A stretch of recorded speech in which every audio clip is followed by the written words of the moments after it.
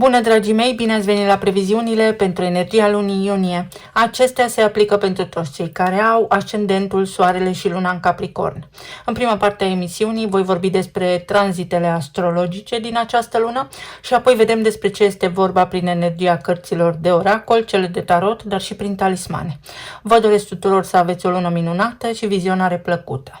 Pentru voi această lună în mod special este una care culminează cu luna plină din Capricorn, din semnul vostru. Pe 29 iunie, luna se umple în propriul vostru semn pe casa întâi, în timp ce soarele luminează din opoziție casa a șaptea, casa partenerului. Și este momentul acela din an în care tu ești adus prin contrast cu celălalt în plină lumină. Și se întâmplă într-o zi în care și Mercur retrogradează simultan în casa a șaptea, casa partenerului. Iar această axă, eu-celălalt, axa relațiilor, devine de maximă importanță pentru tine. Cine sunt eu, separat de obligațiile mele, separat de partenerul meu de viață, separat de structurile pe care le susțin. E un raport cu mine, e un raport cu celălalt. Pe fundal, Saturn, guvernatorul vostru, împreună cu Neptun, continuă lucrarea lor pe zona casei a patra. Temelia ta, casa, familia, rădăcinile sunt într-un proces lung de restructurare. Saturn, prin definiție, cere structură, claritate, angajament în zona casei, responsabilitate și maturitate. Asta poate însemna achiziție de locuință nouă sau vânzare, desigur, mutare, decizie definitivă cu familia ta. Neptun dizolvă tot ceea ce este confuz în legătură cu familia ta, cu idealizarea casei copilăriei sau deopotrivă. S-ar putea în unele cazuri să vedeți situațiile acum mai clar și să vedeți unde ați fost dezamăgiți și de ce. Iar pentru voi acest tranzit, întâlnirea dintre Neptun și Saturn, este unul dintre cele mai delicate ale vieții, pentru că temelia voastră este în renovare de la nivelul cel mai de jos. Pluton, după ani lungi de transformare a identității tale pe casa întâi, acum s-a mutat în vărsător pe casa a doua, este și în retrogradare și rescrie profund relația ta cu banii, cu valoarea ta și cu resursele proprii. La începutul acestei luni, Mercur a început tranzitul prin Rac în casa a șaptea. Mintea, gândirea, căci asta guvernează Mercur, se mută pe zona partenerilor și aduce o gândire mai emoțională despre relații, despre partener, viață, despre asociatul sau asociata din afacere, despre contracte, alianțe importante pentru tine. Conversațiile importante din prima jumătate a acestei luni se vor purta cu celălalt. Discuțiile acestea cer însă empatie, ascultare și înțelegere deopotrivă. Cu Mercur în Rac, comunicarea pe zona relațiilor devine mai blândă, mai memorialistică, să spunem, pentru că Racul nu uită. Și îți poți aminti unde ai pornit, de unde ai pornit, cu omul de lângă tine, ce v-a unit, ce trebuie încă spus, la ce aveți încă de lucrat. Acest tranzit cere o blândețe în mod deosebit. Partenerul vostru de viață s-ar putea să aibă nevoia să fie simțit, nu doar gestionat. Apoi, o veste bună este aceea că Venus își schimbă semnul, intră în Leu pe casa a opta. Venus se mută în casa transformării profunde, a finanțelor comune, a resurselor împărțite cu ceilalți, a intimității, a sexualității. Pentru voi, Venus în Leu pe casa a opta aduce o calitate magnetică regală și foarte intensă, în zona intimă și financiară. Și pentru că Venus este zeița frumuseții, cea care guvernează și banii și relațiile, în acest caz pot intra bani prin partenerul vostru de viață, printr-o moștenire, intimitatea capătă o adâncime nouă, atracțiile sunt mai puternice, mai transformatoare, dar atenție, pot fi și mai dramatice. Este o perioadă extrem de bună pentru a renegocia un credit, pentru a primi o sumă de bani care vine prin altcineva, pentru a-ți reaprinde intimitatea într-o relație în cazul în care există provocări. Pe casa a opta, Venus nu este blândă, să știți, este magnetică, posesivă, intensă, atenție la gelozie și atenție la obsesii. Pentru că în unele cazuri s-ar putea să fie doar proiecții personale, nu și adevărul, adică să fiți subiectiv în anumite situații fără să vă dați seama. Apoi avem evenimentul de lună nouă din Gemeni, pe zona casei a 6-a, o sămânță nouă pe zona rutinei, a muncii zilnice, a sănătății se plantează acum. Această lună nouă pe casa a 6-a, cu Uranus deja în Gemeni acolo, are în ea o vibrație de schimbare bruscă în rutina voastră. Asta înseamnă că pot apărea joburi noi, colegi noi, programe noi de sănătate, ritmuri noi de muncă sau pot apărea întreruperi în programul zilnic. Uranus pe casa a 6-a înseamnă că în următorii ani munca ta zilnică și corpul tău trec printr-o revoluție personală, iar această lună nouă este unul dintre punctele în care această revoluție capătă formă concretă. Și vă puteți întreba ce vreau să schimb în ritmul meu zilnic, pentru că ceva vă cere schimbare, cum vreau să-mi tratez corpul în următorul an, corpul vostru are nevoie de îngrijire. Lucrurile pornite în jurul acestei date au amprenta unei noi discipline, tocmai pentru că se produce, așa să spunem, un fel de revelație în voi. Apoi, Chiron, care este eternul rănit, intră în Taur pe casa a 5-a. Chiron pleacă din Berbec, unde a lucrat an la rând pe casa a 4-a, în zona casei și a familiei, alături de Saturn și de Neptun, s-a întâlnit și cu ei și intră în Taur pe casa a 5-a. În zona care reprezintă creativitatea, iubirea romantică, copiii, jocul, expresia de sine.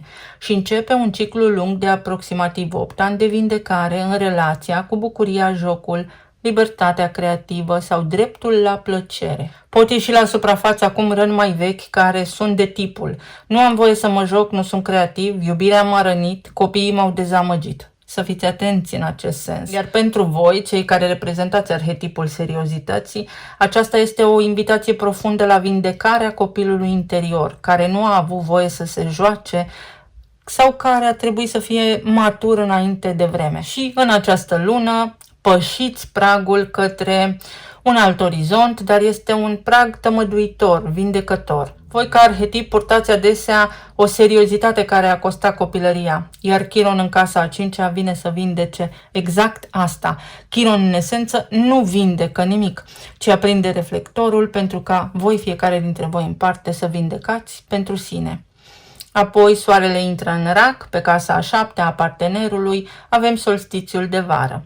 Vitalitatea se mută în casa partenerului și solstițiul îți aduce o lună în care energia ta vrea să fie cu celălalt, în relație, în alianță, în întâlnire. Iar această perioadă de o lună, pe casa a 7-a, este momentul anual de a vă consolida relațiile importante. Relația poate fi mai siropoasă, poate fi mai romantică, puteți avea o senzație de atașament mai puternic sau, în alte cazuri, să aveți grijă, pentru că s-ar putea ca partenerii voștri de viață să aibă ceva acum în acest sens, adică să fie ori mai atașați, ori mai evitanți și voi aveți acest rol de a egala, de a echilibra situația. Apoi Mercur intră în retrogradare aici în Rac pe casa a 7-a și se produce luna plină din Capricorn pe casa 1. Pentru voi, două evenimente paralele se aprind pe aceeași axă a relațiilor.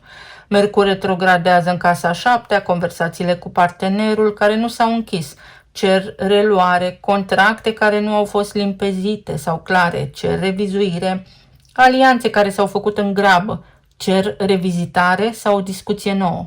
Simultan, luna plină din Capricorn pe casa 1 aduce o culminație. Aici vorbim despre identitate, felul în care te arăți lumii, felul în care arăți înfățișarea ta fizică, ceva din ceea ce ai construit tu până acum în propria ta persoană sau în legătură cu propria ta persoană își arată acum forma, ajunge la un apogeu. Poate fi o decizie despre cum vrei să arăți, despre ce vrei să faci cu viața ta, despre cine ești tu, separat de toți cei pe care îi susții. Sub această lună plină, sub această lumină directă, te poți întreba cine sunt eu. Pentru că ceva iese la suprafață. Dar cine sunt eu cu mine însămi, independent de partener, de familie și de obligații? Răspunsul care iese acum la suprafață este cu siguranță călăuza ta. Cu Saturn și Neptun stând pe casa a 4-a, pe zona familiei, această lună plină pe casa 1 cere o eliberare. Nu mai pot fi doar pentru ceilalți, pentru că și tu ai nevoie să existi. Și nu în ultimul rând, la sfârșit de lună, pe 30 iunie, avem tranzitul meu preferat din această perioadă. Jupiter își începe tranzitul prin leu pe zona casei a 8-a în cazul vostru și acest lucru deschide unul dintre cele mai profunde și puternice tranzite financiare pentru tine. Jupiter în leu pe casa 8-a este o binecuvântare directă pe finanțele comune, banii celorlalți, resursele împărțite cu ceilalți, moșteniri, pe zona transformării profunde, pe intimitate. Începe un an jupiterian în care pot intra bani prin parteneri, prin asociații, prin credite favorabile, prin moșteniri, prin investiții, venituri pasive. Intimitatea poate înflori, unele lucruri îngropate pot fi acum vindecate. Acest tranzit aduce expansiune prin schimbul cu celălalt. Este un tranzit în care lucrurile cresc prin uniune, prin armonie, nu prin solitudine. Și ultima zi a acestei luni deschide poarta către mai multă prosperitate, către o viață amoroasă mai complexă, mai activă, tot răul spre bine. În rezumat, pentru voi este o lună în care vă puteți defini identitatea, o lună în care puteți lăsa în spate relații vechi, senzații mai vechi, proiecții sau tot ceea ce aveți voi în gând, o lună în care vă puteți vindeca rănile, o lună în care vă puteți armoniza relația cu copiii și o lună în care puteți fi sau puteți începe să fiți din nou creativi. Să vedem acum ce ne spun și cărțile de oracol.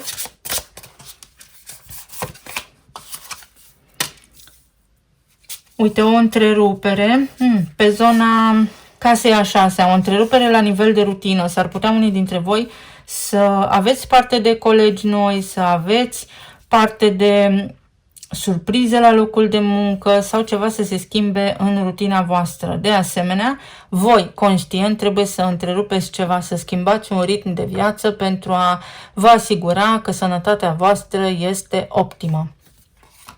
Reciclare și revenire.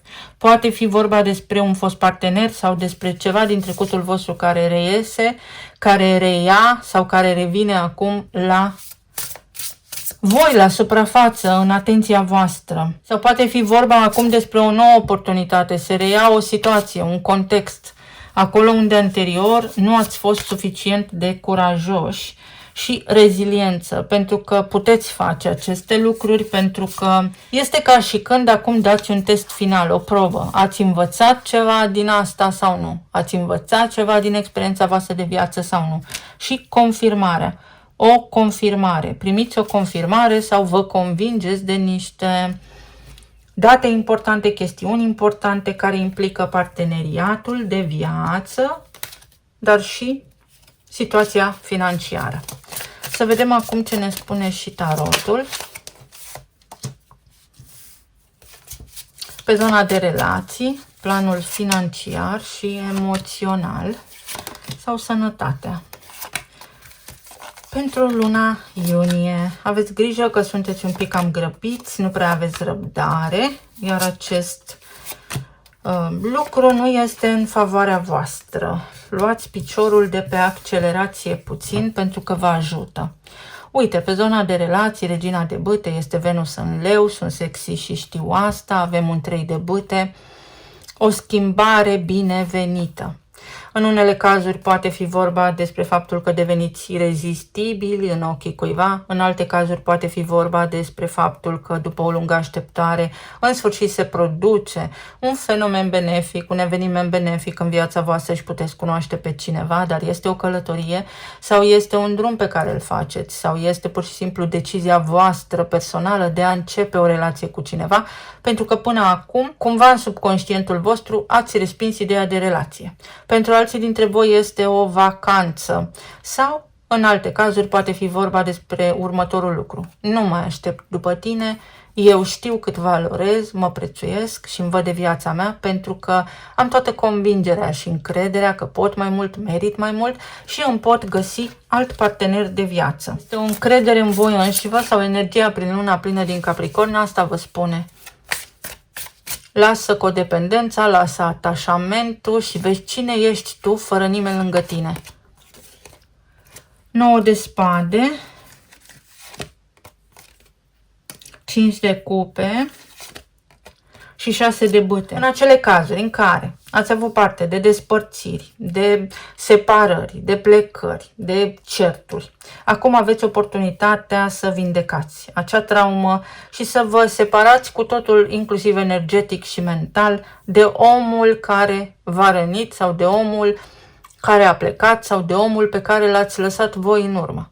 Este un moment din an, este un moment în energia voastră în care vi se spune stop. Pierzi energie vitală gândindu-te la niște lucruri care fie nu sunt adevărate, fie nu mai pot fi reparate, fie trebuie vindecate, indiferent dacă sunt adevărate și indiferent dacă ești obiectiv sau nu.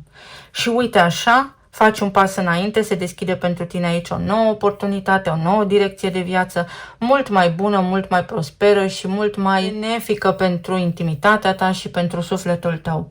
Pentru alții dintre voi este o perioadă în care reușiți să vă mutați, să închiriați, vă relocați, depinde de ce vă doriți voi în mod deosebit. Este o perioadă în care puteți începe niște planuri, niște proiecte, voi cu familia voastră, pentru că ce începe acum va avea efect benefic pe termen lung și aveți succes. Vă ies lucrurile. Se clarifică drumul și direcția pe care este bine să mergeți sau pe care porniți acum. Poate fi o împăcare, poate fi o revenire. O revenire, pur și simplu, o conștientizare a cuiva. După o perioadă de absență, poate fi și o împăcare. După o lungă perioadă de stres, cineva să conștientizeze că împreună cu voi îi era mai bine, că există totuși iubire, că există totuși respect și sens în această relație. Pe zona planului financiar avem soarele, 7 de bâte, pajul de cupe și 6 de cupe. Primiți niște bonusuri unii dintre voi din trecut sau poate fi vorba despre bani mai mulți prin intermediul partenerului sau poate fi vorba despre faptul că poate un fost partener vă datorează bani și acum își plătește și achită datoria. Pot fi niște dividende, pot fi niște lucruri, niște sume restante rămase cumva suspendate în aer care în sfârșit acum intră în contul vostru. Poate fi vorba despre creativitate, poate fi vorba despre reluarea discuțiilor cu niște copii sau aici să fie vorba despre ai voștri copii care au avut provocări la nivel financiar și acum în sfârșit iese soarele și pentru ei, găsesc soluții, găsesc alternative la acele provocări.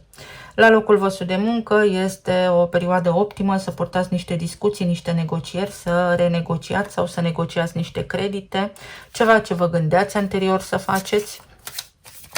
Atenție, aici este Mercur în rac și Mercur în rac când are nevoie să obțină ceva, este blând, este articulat și empatic. În alte cazuri vi se spune vacanță, pentru că este foarte mult stres aici pe care nu-l vedeți. Să faceți un drum sau să vă găsiți alternative de relaxare. Oricât de ocupați ați fi, această lună vă îndrumă către planificare, cel puțin, de concediu. Pajul de cupe, ideea de copil, de copilărie sau vindecarea unor răni din trecut. Să dați drumul unor gânduri pe care le-ați avut și le-ați ținut în conștiința voastră, aproape obsesiv unii dintre voi. Pentru alții dintre voi este ideea că trebuie cumva să mergeți la doctor sau să căpătați un pic de stabilitate și să nu vă mai încărcați cu problemele celorlalți. Iar aici energia vă spune în felul următor. Tu ai în fața ta oportunități, ai succes. Ideea este că nu le vezi, te uiți la un punct fix. Ești hotărât pe o direcție, ești captivat de propriul tău monolog interior sau de propria ta proiecție mentală. Ți se arată o oportunitate pe care s-ar putea să o ratezi din cauza că ești mereu în luptă. Mereu ai o tendință de a dori să controlezi lucrurile, iar energia te îndeamnă să fii pe cât se poate de fluid și de relaxat în această lună, tocmai pentru a putea permite vieții să contribuie favorabil la buna ta stare. Leul, când intră Jupiter în Leu, o nouă direcție se poate deschide, o soluție poate apărea, poți câștiga ceva, un drept, ceva ce ți se cuvine. Mai mulți bani, depășești niște obstacole, treci peste niște, să spunem, dificultăți, dar atenție la orgoliu, pentru că din cauza gândurilor tale, nu poți face un pas înainte. Analizează-le și înlătură ce te blochează. Vai, ce frumos, aveți doar arcane majore aici. Puterea, magicianul, îndrăgostiții și lumea. O decizie să încheiați ceva. Acum găsiți în voi capacitatea, înțelegerea, puterea să lăsați deoparte niște lucruri care nu funcționează. Aveți succes, aveți de unde alege, aveți alternative, aveți puterea de o lua de la început. Puteți face o terapie, se pot rezolva niște lucruri pe care anterior credeați că nu le puteți rezolva. Poate fi o revenire, poate fi un divorț, dar este ceva ce vă ajută, pentru că Venus în leu, Jupiter în leu, vor fi în casa partajului. Câștigi ceva, câștigi un proces. Este o dreptate, dar divină. Un drept cuvenit. Ia uite, 6 de cupe din nou. Avem 6 de cupe și aici. Ceva își revine la normal și o vrăbiuță galbenă. Primești o veste care ți le dă încrederea în tine sau tu trebuie să începi să articulezi, să spui cu mai multă încredere în tine ceea ce ai pe suflet, pentru că așa miști energia. În alte cazuri, energia spune, lasă furia deoparte. Vei avea de unde alege, pot fi alternative de clienți, poate fi loc de muncă, poate fi o decizie. Vreau să-mi schimb viața sau las lucrurile așa cum sunt, pentru că mi este mai comod și mai confortabil așa. Poate fi vorba despre a alege înțelept în ceea ce privește un om, o situație, un loc de muncă sau ce alegi tu, banii sau sănătatea, să fii atent, viața personală, viața profesională. Este o lună extrem de bună. Să vedem ce ne spun și talismanele.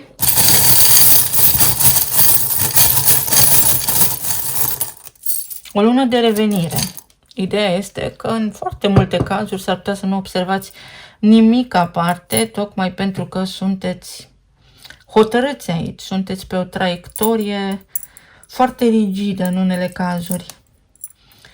Uite, exact ce spuneam, se deschid mai multe oportunități, fericire, succes și bani. Succesul și bani într-o direcție, fericirea în altă direcție, libertate financiară. Vreau succes și vreau și bani, dar vreau să simt că mă bucur de modalitatea prin care îi fac. Poate fi independență financiară sau poate fi un câștig pe toate planurile. O veste bună, atenție la dulciuri, atenție la rezistența la insulină, atenție la partea hormonală, o chintă royală, ți se ridică mingea la fileu, mingea este în terenul tău. Și în funcție de ce decizi acum, de cum ești, de ce gândești, atenție, nu de ce decideți conștient. Conștientul este 5%, restul este subconștient. În funcție de cât de bine te poziționezi, de cât de matur și responsabil ești în această lună, te surprinde viața cu ceva ce nici tu nu îți imaginai că poți avea. O surpriză, o nouă direcție în această viață, o întrerupere extrem de frumoasă, o vindecare. Poate în unele cazuri ți se întrerupe ceva. Poate fi și curentul electric în casă, dar nu despre asta este vorba. Se schimbă ceva în viața ta, în rutina ta.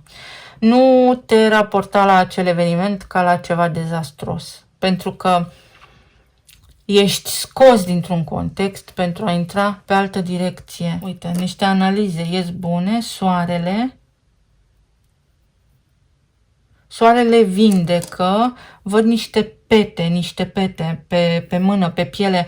Acelea sunt urmele unei anxietăți de separare. Inițialele sunt Z, E, S, F și Z din nou. O oglindă. Vi se oglindește ceva. Ori vi se arată ce puteți deveni, ori ați avut de-a face, aveți o relație cu cineva care vă este oglindă și uite, vi se arată o relație de codependență, ori de dominare, pentru că avem aici un șef, ori vă poziționați cu superioritate în fața cuiva sau cineva face asta cu voi și nici așa nu este indicat sau ideal. Ideea este să fie egalitate, fraternitate, libertatea de a fi, fără a ne controla reciproc, fără a fi într-o relație de codependență. Interesul își poartă fesul. S-ar putea în unele cazuri să aveți de-a face cu niște oameni care sunt doar interesați de ceea ce puteți voi oferi și tocmai acum să vă prețuiți voi suficient de mult, astfel încât să vă dați seama sau să vă fiți voi vouă de ajuns. Și mai este aici ceva ce ați tot evitat să faceți. Și ați rămas fără timp sau rămâneți fără timp. Trebuie să încheiați ceva. Ceva trebuie să rămână în urmă. Nu se mai poate altfel. Și când voi căpătați discernământ și luați o decizie pe cont propriu, dar cu încredere că ceea ce faceți bine, apare roata destinului și vedeți o schimbare reală în viața voastră. Eu vă mulțumesc foarte mult. Vă doresc să aveți o zi minunată, să aveți o lună minunată, să fiți bine sănătoși și iubiți și să ne auzim cu bine și data viitoare. Pa, pa!